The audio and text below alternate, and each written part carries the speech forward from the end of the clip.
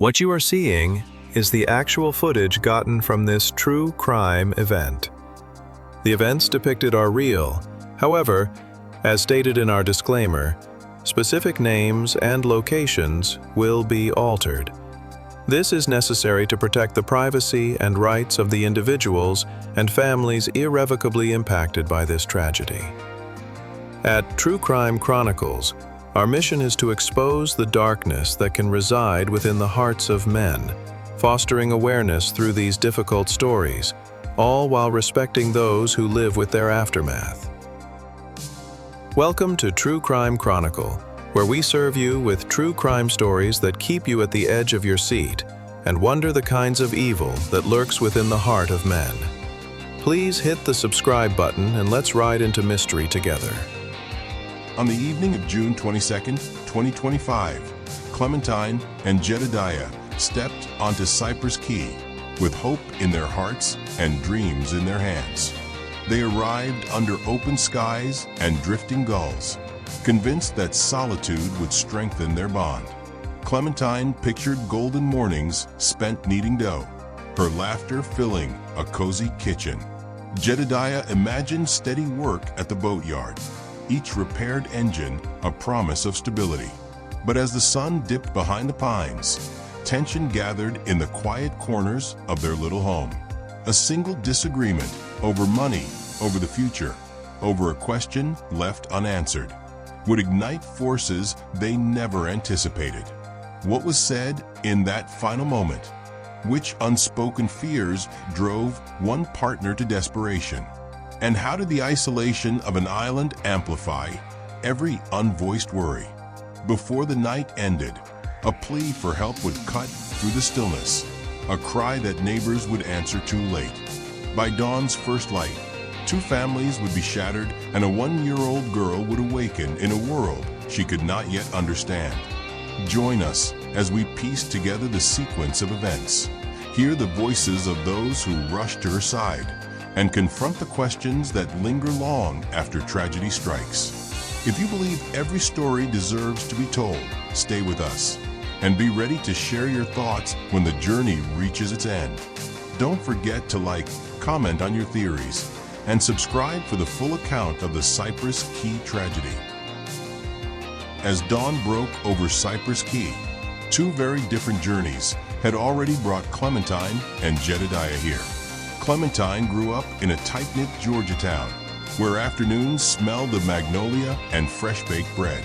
She spent childhood hours painting wildflowers and dreaming of opening her own bakery, imagining a life filled with warmth and the gentle hum of community. Jedediah's path began in the Mississippi Delta, where mornings came early and work was measured in calloused palms. He learned to fix engines before he learned to dance, finding satisfaction in restoring broken machines to perfect motion. For him, every turned bolt was proof that effort could reshape destiny. They met at a county fair. She was sketching a daisy ribbon. He was repairing a Carnival ride's engine. A chance conversation about gears and pedals turned into evenings on the riverbank, laughter echoing under string lights. How did two people from worlds apart find a language in common? And why did they trust that love would carry them through any challenge? In the months that followed, their bond deepened with the arrival of Magnolia, a bright-eyed girl whose laughter wove their lives together even more tightly. Yet parenthood, for all its joy, brought new pressures: late-night feedings, unfinished bills, and the ache of distance from family back home. Could the promise of island paradise withstand the labor of love and the weight of expectations? When Jedediah accepted a mechanic's post on Cypress Key, Clementine embraced the adventure without hesitation, believing that together they could build something beautiful in solitude. But with every mile of ferry track behind them, questions began to surface. Would isolation offer peace or magnify their worries? And could the very freedom they sought become the source of unbearable strain?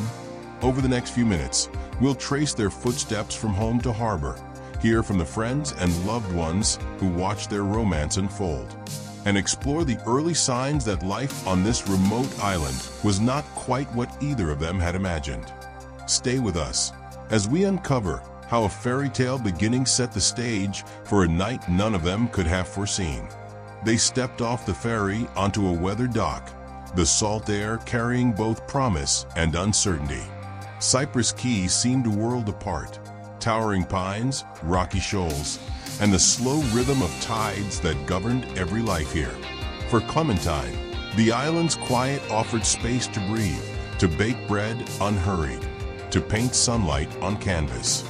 For Jedediah, it meant engines waiting for his skill, days measured by the hum of tools rather than the tick of office clocks. Yet paradise can shift with the seasons. What began as breezy mornings of laughter and discovery soon gave way to longer afternoons spent in uneasy silence.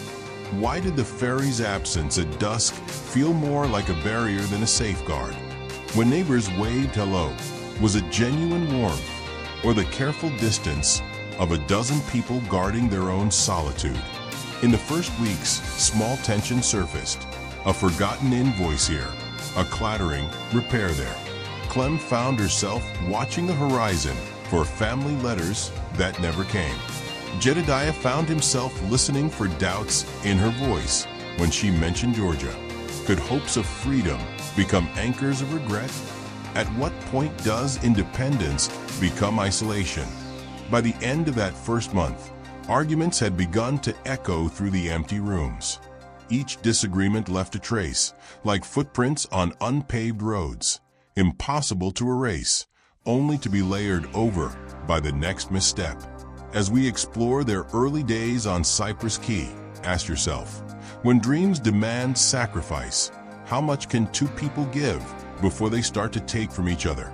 In the weeks that followed, the island's stillness began to weigh on Clementine and Jedediah in unexpected ways. Morning light, once comforting, started to feel relentless, illuminating every worry, every unspoken question.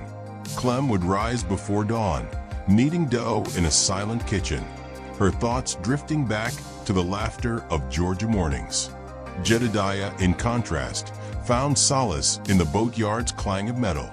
But even the engines seemed to echo his own restless doubts. Conversations that once brimmed with hope now carried an edge. A simple question, when will that check arrive, could lead to tense pauses and downward glances. Clem, craving reassurance, began to reread messages from home, her smile faltering each time she saw no reply. Jedediah, determined to prove himself, worked longer hours, yet found he couldn't shake the feeling that he was falling short. Neighbors offered polite support, but their friendliness felt distant, as if each wave was a reminder of the gulf between two island newcomers and the close-knit residents. Why did every knock at the door bring a flutter of anxiety instead of relief? What fears were they hiding behind polite smiles? By day 30, what started as quiet frustration spilled into heated words. Clem accused Jedediah of shutting her out. He countered that she was drifting back toward the life she'd left behind. In those moments, they were no longer partners against the world, but adversaries in a house that seemed to shrink with each argument. As we move closer to that fateful night, consider this. When love and expectation collide, which one gives way first? And how do two people lost in their own doubts find the strength or the escape they so urgently seek? By Sunday evening, June 22nd, the air on Cypress Key had shifted. The wind carried an unspoken heaviness as Clementine and Jedediah settled in for what they believed would be another quiet night. But hours of unaddressed worry had gathered strength beneath their calm. A routine question about bills, once met with patient answers, now sparked hesitation. Clementine's voice trembled as she asked if Jedediah had heard from his supervisor. He replied with a too-quick dismissal, his jaw tightening. Neither realized how thin the line had become between partnership and conflict. Outside, the island grew still. Inside, words began to cut deeper than any blade. What thought lingered in Jedediah's mind when he saw Clementine's worried eyes? What regret flickered behind hers as she confronted him about promises unkept? Minutes melted into heartbeats. A raised tone, a slammed door. In that space, before everything changed, questions hung unanswered. Questions no one would have the chance to ask again. Soon, a desperate cry would shatter the evening quiet, and neighbors would rush toward a scene they could never have imagined. Stay with us as we follow that cry into darkness and uncover how a single evening turned a home into a battlefield. When the clock struck late evening, an argument unlike any before ignited inside Clementine and Jedediah's small home. Words were sharp and hurried, and in the space of a single breath, tension snapped. What thought flashed through Clementine's mind as she felt the sting of betrayal? What fear drove Jedediah to act without hesitation? In that instant, the world narrowed to pounding footsteps and a cry for help. A kitchen knife glinted in low light, its purpose decided in a heartbeat. Then came the sound of impact, urgent and final. How did a home become the scene of violence in so few seconds? Clementine's flight was desperate. She stumbled into the night air, each step heavier than the last, until she collapsed on a neighbor's lawn, her plea echoing against silent trees. Meanwhile, Jedediah, his hands shaking, turned away from the scene he had created. He left behind a child's soft whimper, a single life untouched, and raced toward the ferry dock. What drove him down that lonely road instead of towards those who could help? And how did a father's love give way to a final, irreversible decision? Next, we'll hear the frantic 911 calls, meet the neighbors who answered those cries, and trace the hour that defined life and death on Cypress Key. Minutes after the scream pierced the night, a neighbor's flashlight bobbed through the dark yard. Doors flew open as residents, drawn by fear and urgency, raced toward the source. A frantic 911 call followed. "Please, she's bleeding. Someone's hurt out here." The dispatcher's calm voice urged them on, while every second stretched into an eternity. Who would reach Clementine first? And what would they find when they got there? At the same time, another neighbor found baby Magnolia, her small cries echoing in the empty hallway. Cradling her against a shaking shoulder, they called for help, protecting the child from a world she was too young to understand. How do you comfort an infant when your own heart is pounding with dread? Finally, deputies boarded the ferry, engines thrumming against the tide. But on Cypress Key, every journey is measured in time and tide, and the hour-long wait became a cruel reminder of the island's isolation. What might have changed if help had arrived sooner? When first responders reached the yard, Clementine lay still. Efforts to revive her were swift but silent. Across the island, dive teams began suiting up for the search at the dock. In those desperate moments, two lives, one fading, one still pulsing with fear, hung in the balance. Stay with us as we hear from the dispatcher, the neighbors who risked everything, and the officers who raced the clock to save a life and recover a story that would rock Cypress Key forever. In the stillness that followed, investigators arrived on Cypress Key with questions as urgent as the tide. At the yard, forensic teams cataloged every detail: the pattern of footprints in the soft grass, the knife left behind, and the path Clementine had taken in her final moments. What did those prints reveal about her strength and about his state of mind?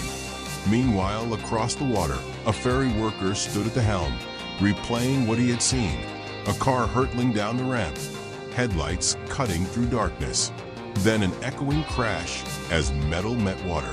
How fast was Jedediah driving? Was he fleeing in terror? Or was he searching for an end to the impossible choice he'd made? Sonar equipment traced the vehicle's descent to the sandy bottom, some 30 feet below. A team suited up, each breath a countdown to the truth hidden beneath waves. What would they find inside that submerged shell? And what would it tell them about Jedediah's final moments? Back on shore, interviews unfolded. Neighbors described a man transformed by desperation, his usual quiet resolve replaced by a frantic urgency. A deputy recalled the ferry's late arrival as the longest hour of my career. Could any intervention, any reach for help, have altered the outcome? By sunrise, the car was lifted from the depths, and with it came answers and more questions. Jedediah's body recovered, hands still clenched on the wheel. Did he plan this end as soon as the argument began? Or was it a split-second decision born of regret and fear? In the hours that followed, detectives pieced together fragmentary evidence. A final phone call unanswered, a text message still unsent. Each clue brought them closer to understanding how love and despair collided on a lonely dock.